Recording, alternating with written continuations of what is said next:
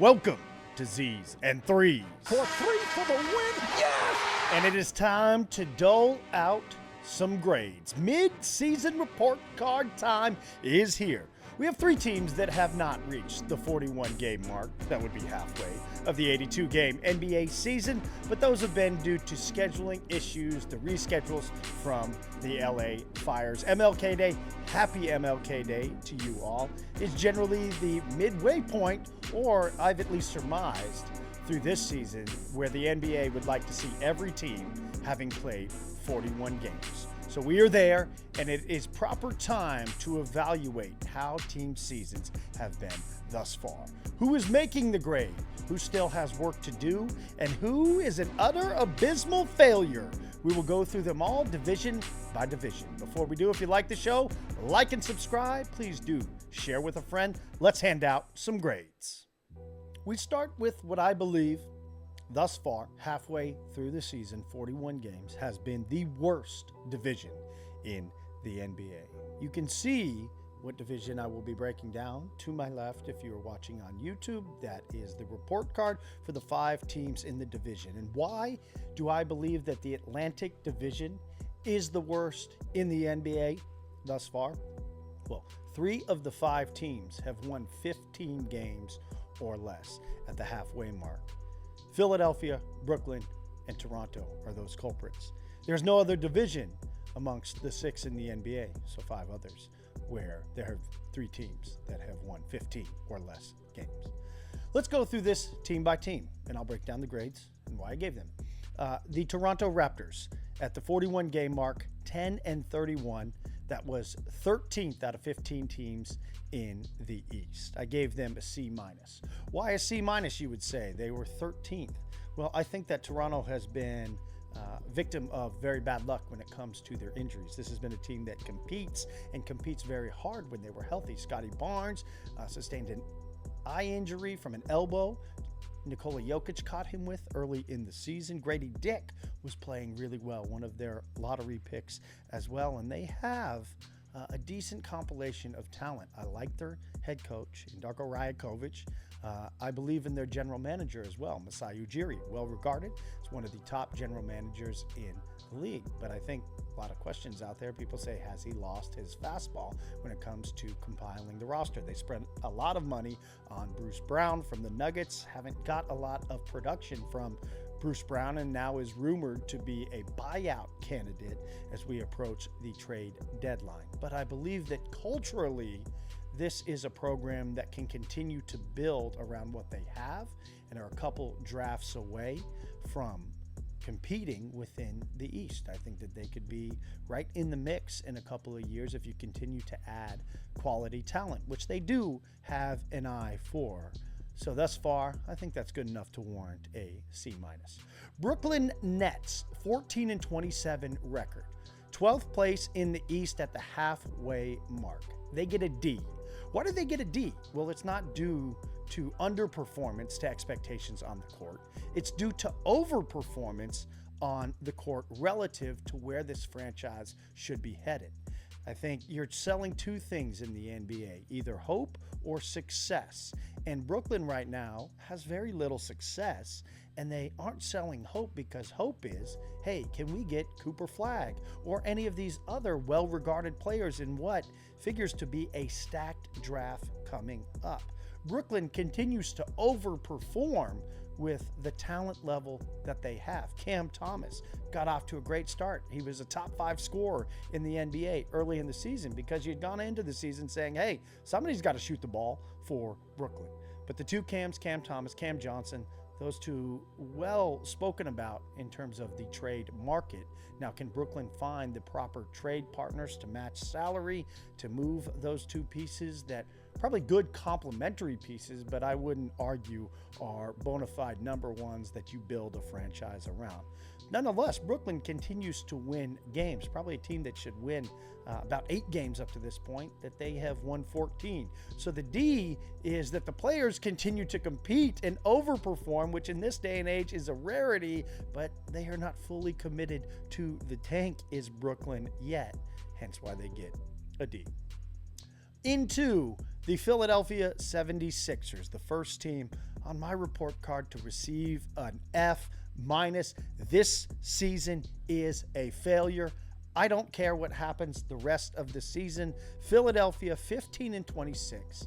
And maybe they can inch themselves up into play-in contention in a weakened Eastern Conference in that bottom portion. But Philadelphia's season, given the monetary commitment that they made to Paul George and where they're at on the career curve with Joel Embiid, you do not have years to waste with those two players. Embiid is on the wrong side of 30 now for a player that has a knee that habitually flares up and is injury prone. Paul George, a lot of the same story. And we knew prior to the season that these two players were going to load manage and not even going to play back-to-backs throughout the entirety of the season. Philadelphia as an organization has shown a history of mismanagement of injuries. Look at Markelle Fultz, Ben Simmons, and also just organization that is fraught with mismanagement, bad messaging, and poor leadership across the last decade. It has not been due to lack of talent that this team has not advanced further than what they should. And for that, I think they are warranting of an F-. Look at Jared McCain. Guy comes in, early Rookie of the Year candidate. Obviously, you cannot control injuries completely, but he's shut down for the season. It seems like every time there's a bright spot, some way the Sixers find a way to dull it out. This season has been a failure for the Sixers, and I think that they should just pack it in, play for next. Final two teams within the Atlantic Division. And these were the two teams coming into the season, the favorites to win the Eastern Conference. The New York Knicks, 26-15 at the halfway mark. They were in third position in the East. I think that their performance is warranted of a B-. Why? Well, this is an extremely top-heavy roster. We have chronicled the amount of minutes that the starters 1 through 5 play. When they lose games or when they play games within a tight turnaround window, that is where their lack of depth continues to bite them. This was a team that was on a roll, playing great basketball. They go into Oklahoma City to take on the Thunder. They lose that game. Kind of sends them into a tailspin of losing. They have underperformed relative to the expectations. Now, maybe the expectations should have been pumped a little bit in terms of hitting the brakes with Karl Anthony Towns joining an established group just before the beginning of the season. But this is a team at times can look amongst the best, and they can also look very, very mediocre. They are one of the most boring teams, I think, to watch in the NBA. Just sometimes seem to play without that moxie. I don't know what it is. Even when they play in the Garden in front of their home crowd. But a B- still clearly in the mix. Third in the East isn't bad.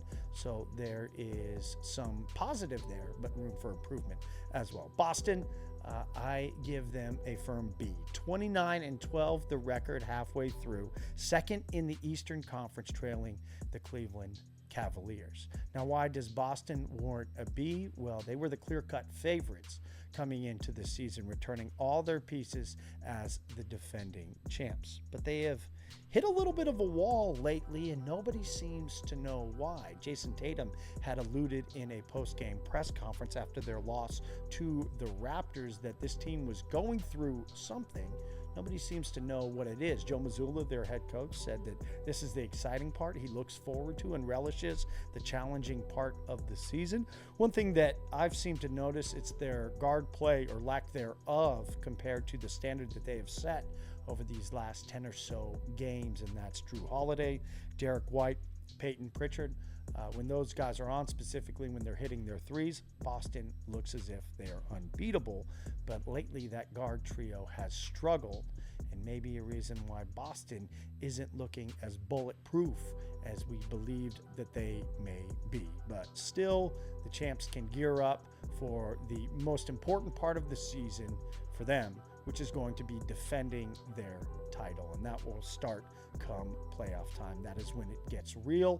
I've seen this Across the last handful of champions, you have to find your why, and the why is hard in the regular season, I believe, for defending champs because they've been there. They understand when it's time to gear up, and that is come playoff time. So the Celtics would probably say, well, we don't care about the season report card. We just want to get to the playoffs, get there healthy, and then that's where we're going to go out and seek to earn our A. But that is the 5 grades for the teams in the Atlantic. My take for the worst division in the NBA.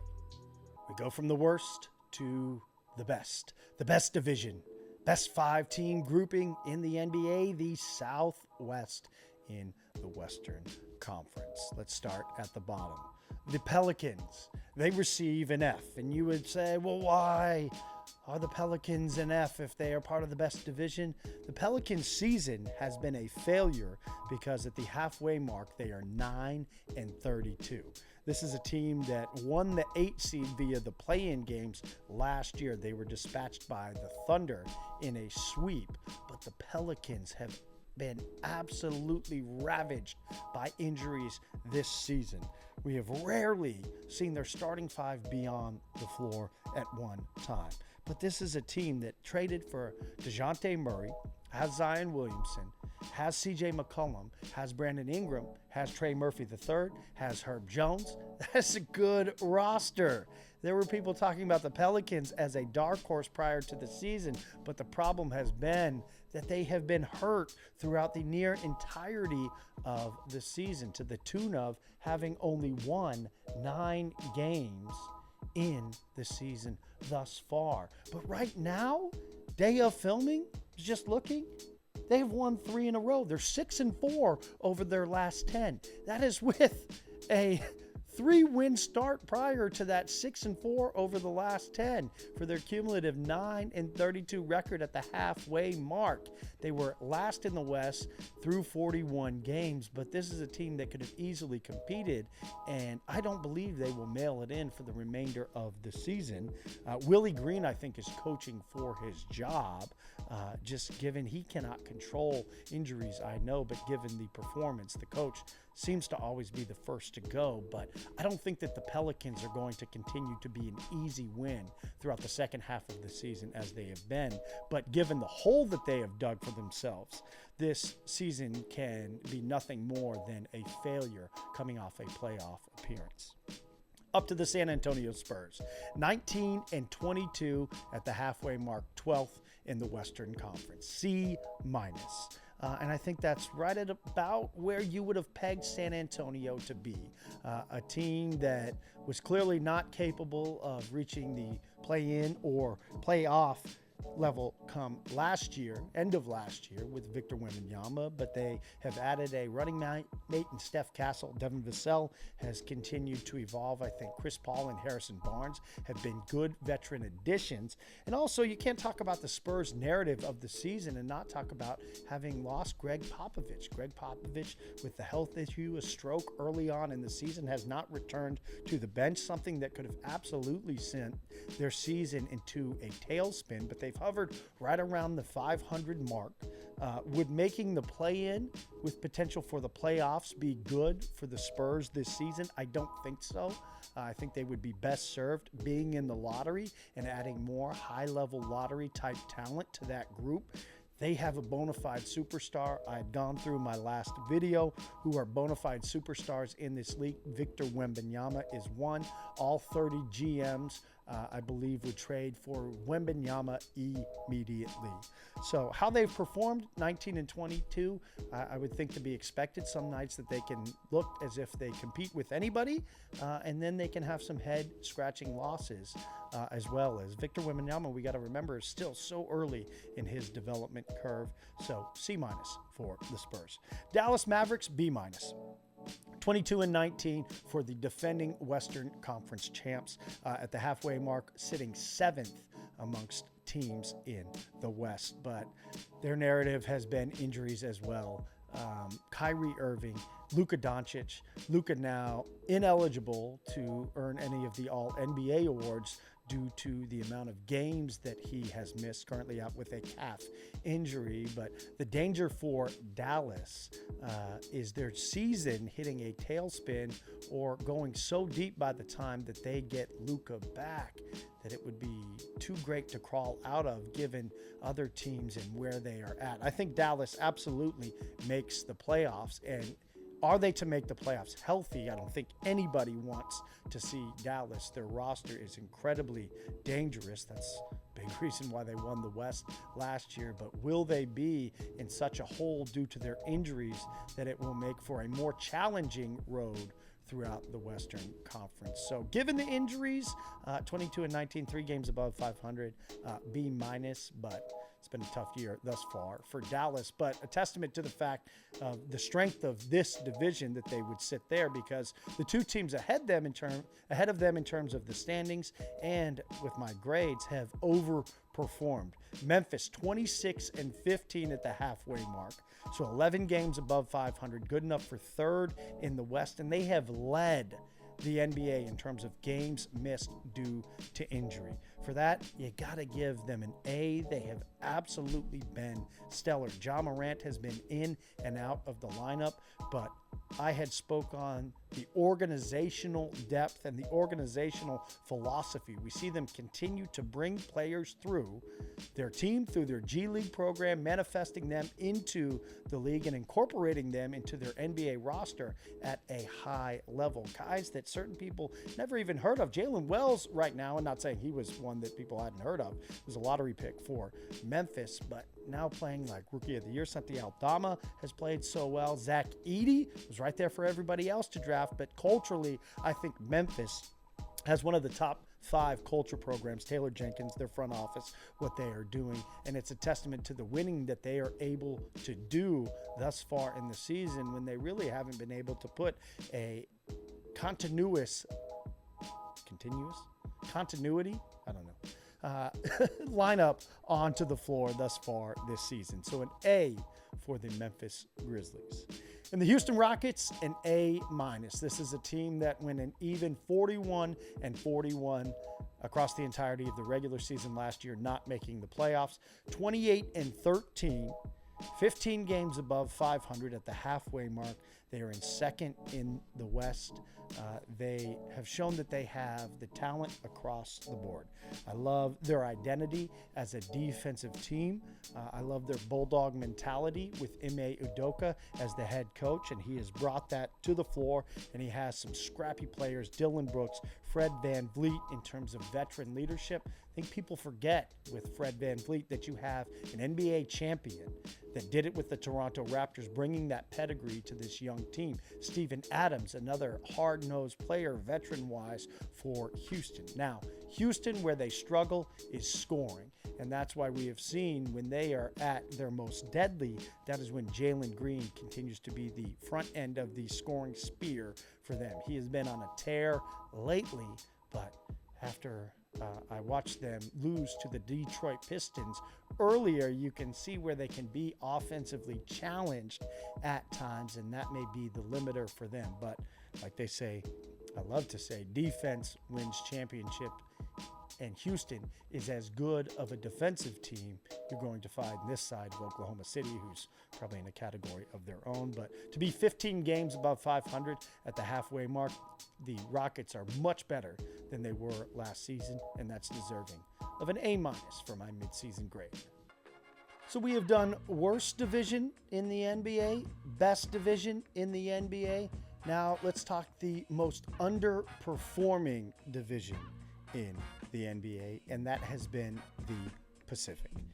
You would look at the current playoff standings and say, well, I think you're wrong, Tyler. 4 of the 5 teams right now sit in playoff position or play-in position. But I believe 2 of those, it's a little bit of fool's gold. No Western pun intended there, because they are trending in the wrong way. Start at the bottom. Golden State Warriors, 21-20. Game above 500. That was good enough for a tie between 11th and 10th in the West. D- for the Golden State Warriors. I wouldn't say if you looked at this Golden State Warriors prior to the season that you would say that needs to be a surefire playoff team. They got off to a hot start. If I remember correctly, it was 12-3.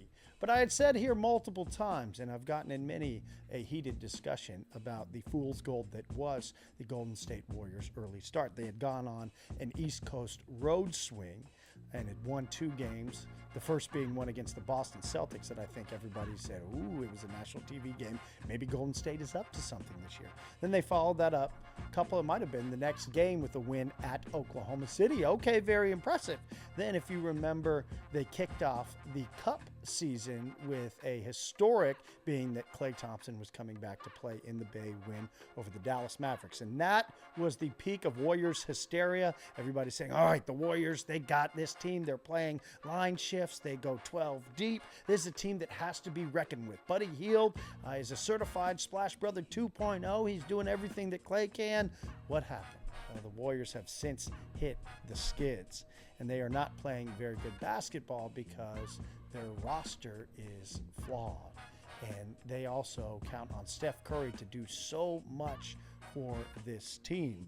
They haven't committed to Jonathan Kuminga. They did commit to putting him into the starting lineup. Paid dividends for a little bit, then he ends up getting injured. They have battled injuries with Draymond Green, their defensive captain, their heartbeat, going in and out of the lineup. But I think we are seeing the back end of the dynasty coming apart. There is conversations about what's going on within the front office, talking about Steph Curry not being traded, but Steph Curry coming out and talking about the roster makeup and should the team swing for the fences. But have we seen Steph Curry play his last meaningful games for the Golden State Warriors? Are we going to see meaningful playoff games if he remains in a Warriors jersey? I don't think so. Thus far, D-. Phoenix Suns, D- as well. Another team got off to a great start when they were healthy. Kevin Durant looked like an MVP candidate early on, was scoring efficiently, scoring from every level, was showcasing the full bevy of the Kevin Durant at his peak powers arsenal. But then what happened? Well, the Phoenix Suns experienced injuries. Kevin Durant missed time. Devin Booker has missed time. Bradley Beal has missed time. Now we're in the Bradley Beal coming off the bench. Bradley Beal, Mr. I have a no trade clause, but I'm willing to waive it for 3 teams. But I make an enormous amount of money that now with this CBA, it is very hard to find dance partners to move that type of money back and forth with. And not only that, if you want to do it, you have to find another team willing to facilitate. Generally a team that doesn't want to see you succeed. I can't say how people could look at the Phoenix Suns and not say, we saw this coming. Maybe that's what everybody thought. It's what I thought, because you had 3 players that do have a history of injuries and a lot of money committed to all 3 of them. I don't know where anybody sat there and said, this is definitely going to work out, and it's going to work out to the tune of multiple championships. I think the pinnacle of what we saw for the Kevin Durant, Devin Booker Phoenix Suns would be in that second round series against Denver, where they made it a 2-2 series after Devin Booker looked like he didn't know how to miss a basketball shot. But since then, I don't know. Then they swing for the fences with the Bradley Beal trade. I think that is safe to say has been a failure thus far. Now they are stuck with a lot of money and a player that has a no trade clause, which is very rare in the NBA. So Phoenix, 21-20, is the season salvageable? What would salvageable mean? Does that mean making the playoffs and being dispatched in the first round by one of the top 4 teams in the West? I don't think that is a win of a season. Now, were they to make the second round? But ultimately, you want to compete for titles, right? Can you do that with this group? Do you have a long-term future with Devin Booker? Is that even a question? He is a franchise player. I think he is a player that is shown as a bona fide superstar, which my qualification was, can he be a player that is your number 1 clear-cut option that you compete or win a championship with? And Devin Booker has been their clear-cut number 1, and they competed for a championship, made it to a final. So we'll see what happens. Thus far for Phoenix, D-. Sacramento, 21-20, 9th place in the West, and that is due to a 9-1 run over the last 10 and a 9-2 record under interim head coach Doug Christie. So I would say B- because I had gone through it and we had talked about Sacramento leadership and how they handled the dismissal of Mike Brown. Well, now in retrospect, maybe the dismissal wasn't the wrong thing. Maybe it was the manner in which they did it, because the team has definitely responded. Now, long term, will this lead to the playoff success that they are looking for, winning in the playoff? Potentially. DeMar DeRozan seems to have fit in. They found a player that can score once the ball in late game situations. But Sacramento, do they still have a long-term commitment or relationship with their franchise player in De'Aaron Fox? I think they have one of the most underappreciated players in the league in Domantas Sabonis. He's been having a monster year, warranting of all-NBA type consideration. So kudos to the Kings for being the lone team that has made a coaching change thus far this season. They have salvaged their season, but they are still in a pretty big hole at 21-20, sitting at 9th. If you want to guarantee yourself a spot in the playoffs, and it's not, oh, can they go on the wins that they need to improve the record? Sure, maybe. But then you're talking about the other teams in the West that they are trying to catch as well. One of those teams that they could catch, the LA Lakers. When I talk about teams that are going in the wrong directions, in spite of being talked about as potentially good teams, that's the Lakers. 4 games above 500. They played just 40 games. I had said earlier I wasn't going to do midseason report card until everyone reached the 41-game mark. Well, they had games that were postponed and moved due to the LA fires. So I think we have a pretty good indication of the Lakers and what they are going to be thus far this season. I'm giving them a C-. I think that the Lakers, given their talent, and here's where I'll pump the brakes, where people may think I go, and that's saying, oh, LeBron James. LeBron James is 40 years old. What we're getting from LeBron James at 40 years old is unprecedented. There's no doubt about that. To say that LeBron James should be the clear-cut, bona fide number one that can take a team to a title is so unrealistic. LeBron James is different. We know that. He's been different his whole career, so maybe he can prove us wrong. But Anthony Davis is the guy that has to take them there. He has to be the clear-cut performer night in and night out. He began the season doing such, had MVP level numbers. He was leading the league, over 30 points per game. But in Anthony Davis fashion that we've grown accustomed to, he's battled injuries, he's waffled in production. And there's just some nights where the Lakers look so disinterested in playing the game of basketball, and it doesn't look like it's fun. It looks like it is a chore. So thus far, I would give the Lakers a C-. I think that this team is just in basketball purgatory. They are very average. They've spoke about it. JJ Redick has spoke about it. LeBron James has spoke about it, and I don't think that there's anything with this current roster that they're going to find their level of joy, no Jimmy Butler, in playing the game of basketball.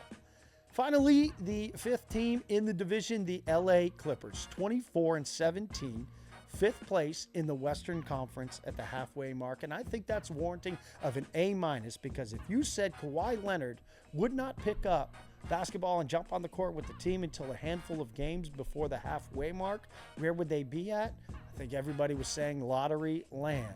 But the LA Clippers have overperformed. James Harden continues to show that he's one of the most dynamic offensive forces in the game. It's not just scoring. He can assist. Ivica Zubac is a walking 20-15 machine. And Norman Powell, has there been a player that has been at his age and at that level of experience in the NBA that has made such a significant leap in production? It was Norman Powell that had talked about the departure of Paul George and saying, hey, we still have some guys here, himself being one of them. And he has put his money where his mouth is in terms of production for this team, because they have vastly overperformed to be at the spot that they are in at 24-17. So thus far for the Clippers, a team that opened up a beautiful new facility in the Intuit Dome, they have definitely proven that they're worthy of said facility. They give their crowd night in, night out a good product to see. Now, have they lost games? Sure. Do they look like they are forced to be reckoned with in the playoffs? Maybe, if Kawhi Leonard can be peak Kawhi Leonard, but that is obviously a huge if. But thus far, inarguably for me, the biggest overperformers in the season within this division, the LA Clippers. Maybe I need to switch it up. Maybe this is the best division in the NBA. I gave it to the Southwest Division, but I think that they've played tougher teams in playing in the West, although that gap between talent within West and East, I think, has shrunk. But right now, within the Central Division, in the Eastern Conference, all 5 teams are slated as playoff or play-in teams. So that is 1 through 10. And that is what they have. The first team in the East and the first team in the NBA with the Cleveland Cavaliers, and the 10th team in the East in the Chicago Bulls. Let's start with the Bulls. The Bulls I have given an F. Why? 18 and 23, 10th. So they're play-in territory, where I believe they've been the last 2 years. They're just eternally mid. Chicago, the Bulls are so mid. They are the most mid team in the NBA this side of the Atlanta Hawks, who I think they're eerily similar comparables when you break it down. Roster makeup, high-level talent, coaching, but it's like, why can't they win ever? Why can't they ever seem to get above 500? I was watching earlier this season, and the Bulls, I think, had gotten 2 games above 500 for the first time in 2.5 years. The Bulls broadcast made such a big deal about it. They were talking about the Sisyphean exercise of pushing the rock up and down the hill, up and down the hill. That's all the Bulls are doing. They're just mid.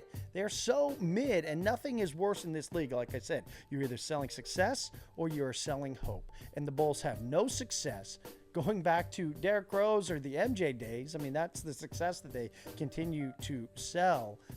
And they have no hope. What is the hope? If you're a Bulls fan, are you sitting here saying, man, the future looks bright. We can win with X, whether that be your general manager, who continues to not push the button on any trades, Zach LaVine as your star, a player who I think is underappreciated. He just needs to be in the right environment, and your coach in Billy Donovan. Bulls are mid, and mid to me is failure. Detroit Pistons, B-. 21 and 20, good enough for 9th in the NBA currently. And you may say, come on, man, this needs to be A+. This is a Pistons team that won 14 games last year. They bring in J.B. Bickerstaff, get rid of Monty Williams. They have overperformed vastly. Well, they remade the roster. They structured around Cade Cunningham. They've had some development. So why B-? I think B- because I've watched far too many Pistons games. And like I've told you guys repeatedly, I'm a fan of the Pistons. I'm not a Pistons fan. I love what they are doing. I love the culture that they're setting. One of the earlier house shoe stories I had done was J.B. Bickerstaff banning his players from wearing hoodies on the sideline during games. Now, that's just a little thing, but it's a little thing culturally indicative of saying, hey, guys, we're professionals. Here's what we're going to do. Now, why Detroit gets a B-, I've seen them blow way too many leads late in game. Maybe that is just a product of evolution and learning how to win. Definitely is. That's what every team has to go through in terms of their learning curve. They have a superstar in Cade Cunningham. I love Cade Cunningham. He's a walking triple-double. I think he has that it factor to help push a team into winning categories. So if they just had taken a couple more of those losses that had been wins, turned them into wins, well, this would be a team that's knocking it out of the park in terms of A, but the future is bright in Detroit, a city and franchise rich in basketball history. The Indiana Pacers, 22 and 19, 6th in the conference. I give them a C because this is a team that went to the Eastern Conference Finals last year, and they were competitive against Boston. Those were games that when you really drilled down and watched, they were right there. Now, Tyrese Halliburton, their superstar. I didn't have him in my bona fide superstar category. I think you can make the argument in case 4. He has experienced some lapses in production this year. They've also had 2 season-ending injuries to their front line center position, and that really has affected what they've wanted to do. That's why they went out and they got Thomas Bryant, who's helped them at the center position. But they're playing good basketball as of late. They are 8-2 over the last 10. They're moving their way up in to competitive territory. I said 6th at the halfway mark. They're currently 5th. That 3-4 position is ripe for the taking, a logjam in the East. So right now, the Pacers, They've been a C, but they can definitely boost that up as the season progresses. Milwaukee Bucks, 24-17, fourth in the East. I got to say C+. C+ because this is a team that has a player in Giannis Antetokounmpo that is having an MVP caliber season. Yes, there are three guys that are doing it: Shea, Jokic, Giannis. And to waste that prime of Giannis would be abysmal for the Milwaukee Bucks. He is committed to that franchise. Their big splash move was going out and getting Damian Lillard. Has that paid off? At this point, I would say it is a resounding no. But they are now married, the Bucks, to Damian Lillard, Chris Middleton, Brook Lopez, Bobby Portis as the supporting cast for Giannis Antetokounmpo. The encouraging thing is that Giannis is good enough and playing good enough to drag that team as deep as he can go, maybe as deep as he can make free throws. But just given where they're at with Giannis in terms of his career curve, if they don't at least push through to have another chance at a legitimate run at the finals, I think would be a failure. So thus far, this season, Milwaukee, in spite of their NBA Cup, Emirates NBA Cup title, C+. Cleveland Cavaliers, A+. 35-6. They bring in Kenny Atkinson. They get off to a 15-0 start. They have been phenomenal all the way through. This is a team that steps to the court every night looking to win. They have been labeled by opposing coaches, J.J. Redick, Michael Malone for the Nuggets, talked about it after playing them. LeBron James, I think, even made mention that you have to play a near-perfect game to beat the Cleveland Cavaliers. Now, one thing we did see, Cleveland in the part 2 of their meetings with Oklahoma City, after eking out a tight one in Cleveland 8 days later, they go down to OKC and they get absolutely drummed. They were down 40-plus points at one point, and that was just a little concerning that you would have a team that is presumed and has shown themselves to be that good in terms of record, best record in the NBA, but to lose that badly. But just counts 1 of 82. Is it major cause for concern? Not at this point, because Oklahoma City is a pretty damn good team. So Cleveland, thus far, they have knocked it out of the park. They've definitely found the right coach for their group. The guys are bought in. They are maximizing everybody's position within that team and their role, off to an amazing start, warranting of an A+. Mid-season report card. Well, this is just the mid report card when you talk the Southeast Division, because there is no more mid-division in the NBA than the Southeast. But it's for a variety of reasons, of which we will currently get into. All of these teams just seem so mid, outside of the Washington Wizards, who are a resounding F. This is an F, failure of a franchise, inarguably the worst franchise in the NBA. I think they were competing with the Charlotte Hornets prior to this season for the worst franchise in the NBA culturally, but the Charlotte Hornets have made some inroads. The Washington Wizards, it has been since 1978-79 that they have won 50 games in a regular season. That is a long, long time ago. And they are guaranteed now to have not won 50 games or more this season. 6-35, their record through 41 games. Last in the East. They are a failure in every what way. There is no hope. There is no success that they are selling.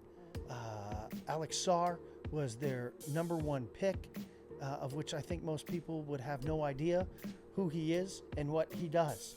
If I were to give you 25 guesses, if you were a fringe to medium tier NBA fan, could you get who the Washington Wizards head coach is? 25 guesses. I don't think you can get there. Brian Keefe, if you didn't know. Will he be the coach come next year? I don't know. Does anybody want to be the Washington Wizards head coach? Because where are you building? Where are you going with the Wizards? This franchise right now is a failure in every sense of the word. Charlotte, 11-28, through 39 games. They're one of the teams that hasn't made the 41 mark. That was because they got caught out on the West Coast and missed the games that would have put them there, but still good enough to evaluate through their games, 13th in the East. I have the Hornets at a C-, because with Charles Lee, I believe he is coaching the right way. And they cleaned house, new ownership after Michael Jordan sold the franchise, and they have cleaned house in the front office. And it looks like and feels like they have a program moving forward and some cultural values. I had seen earlier in the season Charles Lee take a moment in an overtime game, in a tight game against the Brooklyn Nets, and he had benched LaMelo Ball, his star player, because he wanted to, I think, send a message for improvement. This is after he'd called him out about his fouling, shot selection. I believe he'd said something about as well. But I know definitely the fouling. It's been a long season for me as well. Point being, Charlotte, I believe, is headed in the right way in terms of their culture. They have talent. LaMelo Ball, a lot of people can look at him and say we would love to have him as a franchise player. Still young and immature, but he also still does things that show you flashes of basketball brilliance. And what Charles Lee and the apparatus is trying to do is focus that into winning. It's got to be more than just having fun and playing basketball. It's got to be a professionalism and an approach. Lee has that through his days with the Boston Celtics, the winning programs he has been around. I think Charlotte, Brandon Miller, with their talent, they're headed in the right direction. Good enough for a C- thus far. Miami Heat, 21-20, D. Pat Riley, is this your fault? Well, maybe so, because you should have seen, or at least had the pulse on this problem with Jimmy Butler that is now playing itself out as a pointing fingers argument amongst the media. And a he said, she said with agents, reporters, the whole NBA industrial apparatus involved with somebody who has one of the most distinguished, if not the most distinguished careers within the NBA as a coach, general manager, and going back to his playing days. So you got to know your players, and it's hard for me to believe that they didn't foresee this being a problem, one that could have been dealt with earlier on, because when Jimmy Butler was away from the team and you saw a team focused around playing faster basketball with Tyler Hero as the offensive centerpiece, Bam Adebayo, Jaime Jaquez Jr., and the complementary guys, Nikola Jovic, around him, that could be an exciting team, enjoyable team to watch. This is a team that is 2 years removed from playing in the NBA Finals, losing to the Denver Nuggets. But right now it doesn't seem like Jimmy Butler is the long-term future. But Jimmy Butler holds all the cards in his $50+ million player option that now is going to be increasingly difficult for Miami to deal. If they can get Butler out of the picture, well, then maybe the results go up, the grade goes up as well. But thus far, it's been a D. Speaking of mid, the Atlanta Hawks always seem to be perpetually at the 500 mark.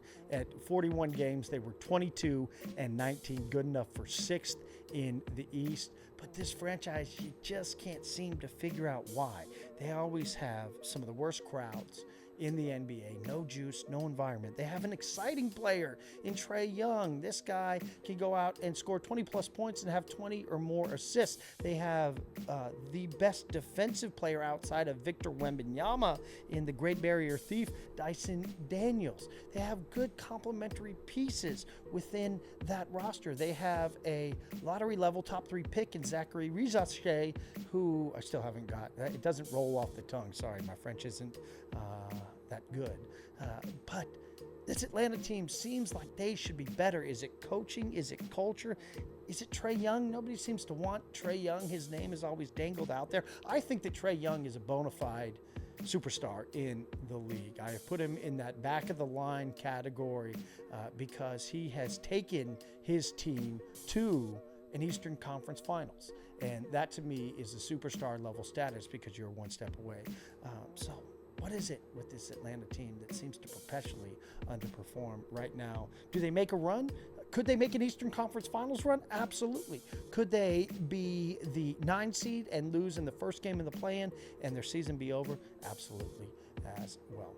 One final team within this Southeast Division, and that is the Orlando Magic. 23-18, 5 games of 500 at the halfway mark. Now, they have lost a couple of games since then, but I think still warranting of a B+, because this is a team, good coach in Jamal Mosley, franchise player in Paolo Banchero, great complementary player in terms of Franz Wagner, and a good supporting cast around him as well. This is an Orlando team that pushed some chips into the pot, signing Kentavious Caldwell-Pope, commanding some money to try to get into a win-now mentality. Remember, they lost in 7 games last year to the Cleveland Cavaliers in the first round, a series in which every team won a game at home. And if you're looking at two teams that are on the development curve, yeah, it's winning in the playoffs on the road that you make the next step.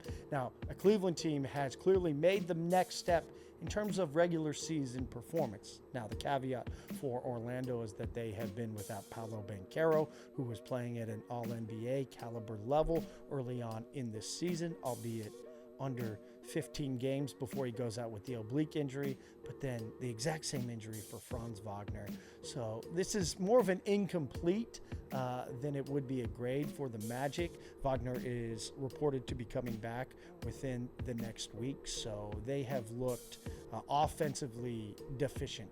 Worst team offensively outside of the Wizards in the NBA without those two guys, but big surprise. Take your two best offensive players out of the mix. You have the Magic 23-18, still very solid record for a team that has dealt with injuries thus far. Very interested to see what they do for the second half of the season. Final division amongst the 6th in the NBA. We close out with the Northwest, and I think this is best encapsulated as top heavy. We'll get to the top 2 teams in the Northwest, but let's start at the bottom with the Utah Jazz. Last in the West with a record of 10-30 at the halfway mark. They didn't play that one game yet, rescheduled. They were supposed to play out in LA, but could not. Nonetheless, I think we have a pretty good idea of what the Jazz are bringing to the table this year, and they get a B because they are committed to the tank. And it's not an outright commitment to the tank. You see the Jazz at times, they're playing their veterans enough to showcase them as these are guys that can still hoop. Lauri Markkanen, John Collins, Colin Sexton. On paper with those starters, Walker Kessler, you would think, all right, well, maybe the Jazz can make some noise, but are they a team that can really make noise in this Western Conference right now? No. So you have to be committed to the tank and try to go out there and get yourself a chance at Cooper Flagg or any of these other highly regarded prospects in the next draft. And Utah has executed admirably to the tune of just 10 wins. They will have most definitely a plethora of lottery balls come lottery time. Portland Trailblazers 13-28. They are 13th in the West at the halfway mark, and for me, they receive a D. I do not think that we will see Chauncey Billups coaching the Portland Trailblazers come next season. Is that his own shortcoming? Is it shortcomings of the franchise as a whole and everything that they're at? I think so. They have not so much going on, while they do have some things going on. Shaedon Sharpe, I think, is a bright spot, but Scoot Henderson, who has played better than I believe the perception or what the narrative is for Scoot Henderson, given the expectations. Yes, he did not deliver early on within his rookie year, especially when compared against the names that he is stacked against and drafted against. But he's come along at times. Is he enough to be a player that has a signature shoe from Puma? I don't know about that. But the Portland Trailblazers, they're not good enough to be mid, but they're not bad enough to be in the Jazz Wizards category of completely listless. Maybe Portland is very comparable to the Charlotte Hornets in the East. Records similar, if not the same. But Portland, I think, their long-term program in terms of the front office continuity to the coaching staff, I don't think is there comparable to what Charlotte is doing. So Portland, to me, I think you don't see Chauncey back next year, and remains to be seen, do they continue to improve? Thus far, season has been a D. Minnesota Timberwolves, 22-19 last year.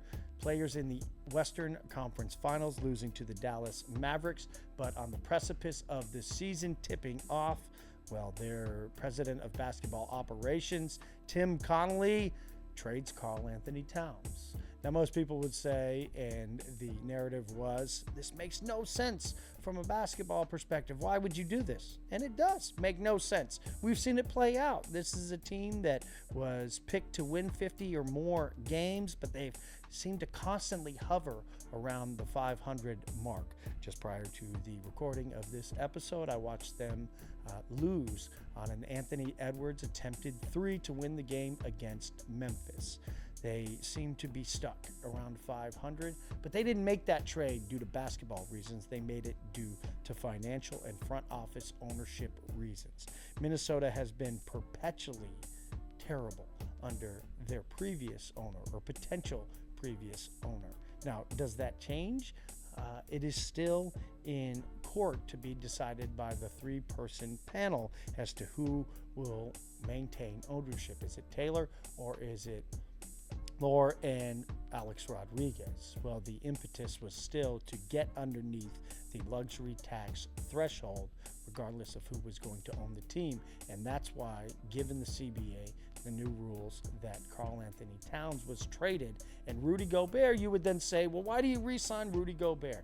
Well, you re-sign him because you move that money down the line, and you're taking off such a big number from the current salary cap, especially as the new CBA, new TV numbers kick in and the salary cap smooths forward. So basketball-wise, this is a Timberwolves team that looked primed to compete, a superstar with Anthony Edwards, Karl Anthony Towns as his running mate, other pieces around them, but they have underwhelmed this season to the tune of a C- thus far. Denver Nuggets firmly slot them at the B mark. They are 9 games above 500, 25-16. They were dispatched by the Minnesota Timberwolves in 7 games last season. The Nuggets, at times this season, have not looked the same since losing to Minnesota. But that was prior to about the last 10 games where Denver has really found some form. Nikola Jokic has played at an MVP caliber level. I think the voters may be reluctant to give him his 4th consecutive, but being lost within that whole MVP conversation, both Jokic and SGA are doing historic things, both statistically and the way that they lead their teams with their production and just leadership in general. The positive for Denver, the Russell Westbrook signing looks to be a resounding success thus far. He is fit in. He's playing a great 2-man game with Nikola Jokic. The big question mark for them has been the continued performance, or the consistent continued performance, of Jamal Murray. We know what he does come playoffs, playoff Jamal, but can he do it at a level of consistency that Denver doesn't have to wonder what they're going to get? Well, Jamal Murray is finding some form as of recent, and you couple that with Aaron Gordon coming back from injury. They lost their best defensive forward-facing piece on their backcourt, Kentavious Caldwell-Pope. That was a little overblown, I think, in terms of the offensive impact for the Denver Nuggets. Now, the defensive impact was felt. Then Aaron Gordon sits over half of the games that they had played for the entirety of the season. He's their second best defensive player, and Denver's defense did struggle. Aaron Gordon, though, is coming back.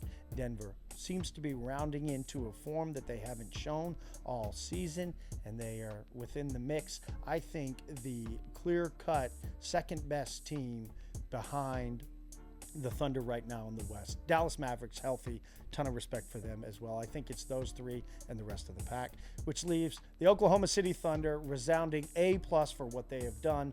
34-7, the best record in the West. They have a chance to catch the Cleveland Cavaliers for the best record in the NBA. They're hovering right around that 68 to 70 win mark. I've seen them go on streaks, winning games. SGA is playing career best basketball. It shows. Everybody is bought in. They have a camaraderie that may be unmatched outside of a handful of teams.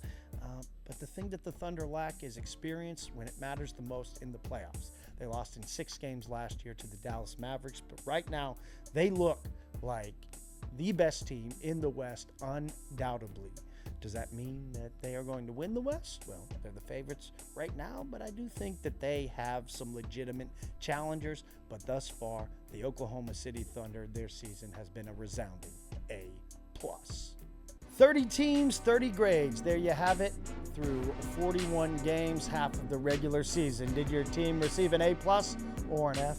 Somewhere in between. See me after the season, please. Professor Z's and 3's. If you agree, disagree, maybe I'm close, let me know down in the comments where your team or where some of these teams should be rated halfway through the regular season. One thing I do know, Z's and 3's has got you there, and I think we're giving you an A+ grade show throughout the season thus far. So please, if you're a fan of the show, like, subscribe, and share with a friend as the season really starts to get interesting now. The trade deadline looms early February, followed by the All-Star break, and then teams gear up to make the push for the playoffs. I think we are in store for a great one. So if you like the show, continue to rock with us, share with a friend, like, subscribe. We will see you back here come Tuesday. Peace.